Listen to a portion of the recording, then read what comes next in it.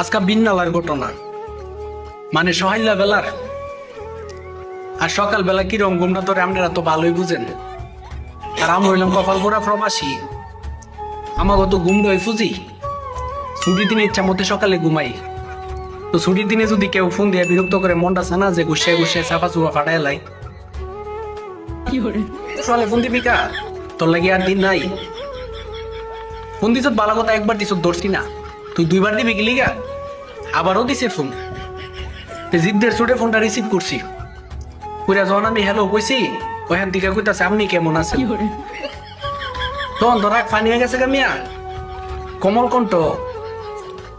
ওরে মনে মনে ভাবতাছি কেটা ফোন দিছে, ওরে ভাবলাম যে আমার একটাই ফোন দিছে। ওরে আমি কইছি ভালো আছি, ফোন দিবার আর সময় পাইছো না, তুমি কেমন আছো। পরে কইতাছে আছি মোটামুটি বালা বোরা মিলাই হই।